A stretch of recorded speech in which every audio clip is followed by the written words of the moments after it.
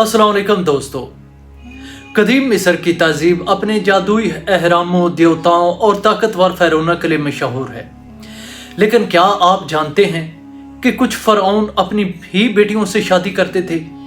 ये सब क्यों होता था? क्या ये मोहब्बत थी या इक़्तिदार का खेल? आज हम एक ऐसे राज से पर्दा उठाएंगे जो शायद आपको हैरान कर दे। अपने इस वीडियो में आगे बढ़ने से पहले आप सब बहन भाइयों को यही रिक्वेस्ट करना चाहता हूँ कि अगर आपको इस्लामी और मालूमाती वीडियो देखने का शौक़ है तो उसके लिए हमारे चैनल को सब्सक्राइब कर लें और साथ में लगे बेल के आइकन को ज़रूर प्रेस करें ताकि हमारी आने वाले वीडियोज़ के नोटिफिकेशन बर वक्त आपको मिल सकें, और साथ में वीडियो को भी लाइक करते जाए। आए अब अपने वीडियो के अगले हिस्से की जानब। यहाँ आपको बताते चलें कि फ़िरौन थे कौन। फ़िरौन मिस्र के बादशाहों का लक़ब था, ना कि किसी एक शख्स का नाम। कदीम मिस्र में फ़िरौनों की कई नस्लें गुजरी और हर एक का अपना दौरे हुकूमत था। इनकी तारीख़ तकरीबन 3100 कबल मसीह से शुरू होती है और रोमियों के तसल्लुस 30 कबल मसीह तक चलती है। कदीम मिस्री तारीख़ के मुताबिक फ़िरौन मिस्री देवता रा की औलाद तस्वर किए जाते थे। इनका ताल्लुक हाम बिन नूह की नस्ल से था।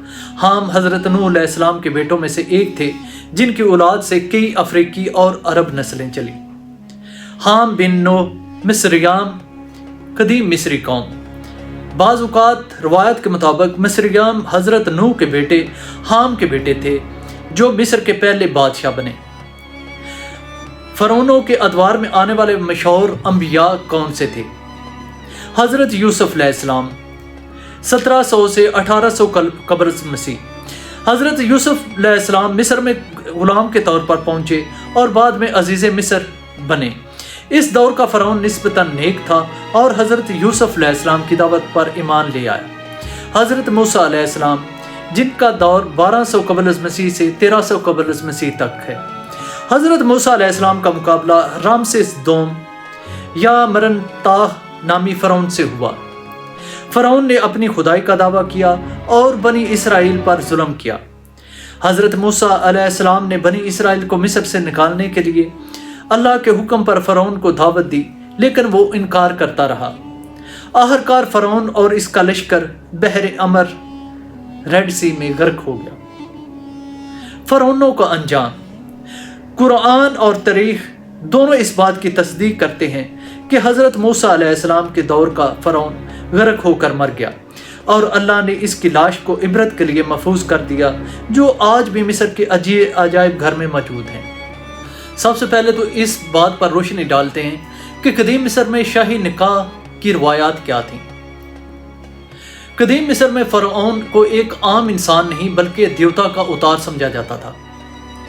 उनका मानना था कि बादशाह का खून मुकद्दस है और अगर ये खून किसी गैर शाही ख़ानदान से मिल गया तो फ़िरौन की औलूलियत ख़त्म हो जाएगी।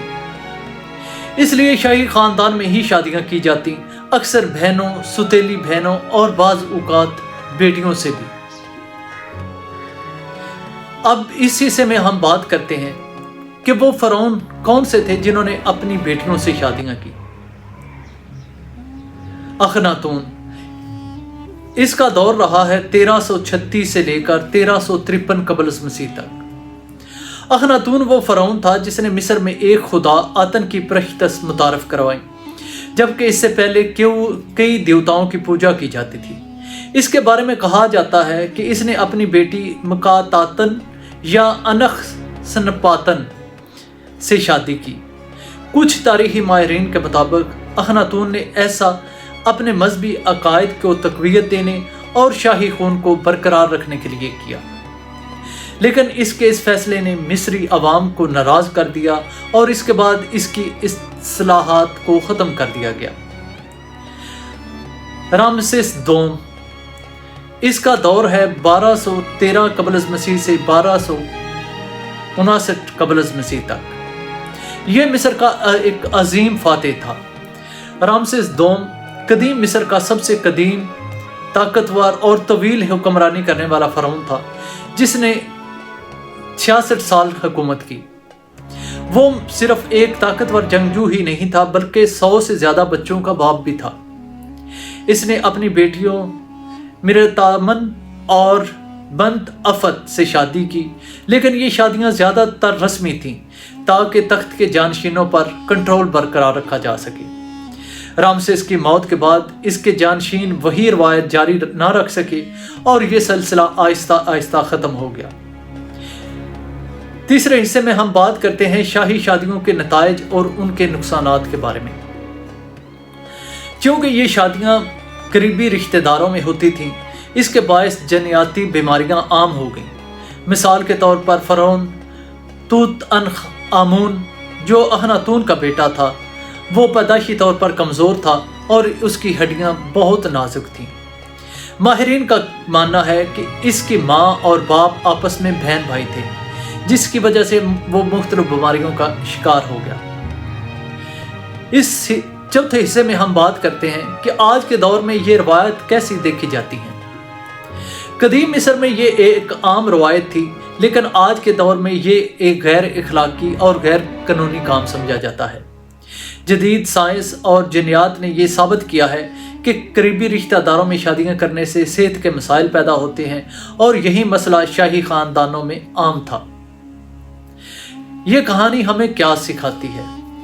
प्यारे दोस्तों, तारीख हमें यह सिखाती है कि ताकत और इक़्तिदार के खेल में बाज़ औक़ात वो फैसले भी किए जाते हैं जो बाद में नुकसानदेह साबित होते हैं। कदीम मिस्री फ़रऔन शायद अपनी बादशाहत बचाने के लिए ये रवायात अपनाते थे, लेकिन इसके असरात बाद में इनके ख़ानदानों में बीमारियों और कमज़ोरियों की सूरत में देखने को मिले। तो क्या आपके ख्याल में फ़रौनों का ये फ़ैसला दुरुस्त था या ये सिर्फ ताकत का और इक़्तिदार का एक खेल था? अपनी राय कमेंट्स बॉक्स में ज़रूर दीजिएगा। अगर वीडियो पसंद आती है तो इस वीडियो को शेयर कीजिएगा। चैनल को सब्सक्राइब नहीं किया तो चैनल को सब्सक्राइब करें। मिलेंगे कल एक नई वीडियो के साथ। अस्सलाम वालेकुम।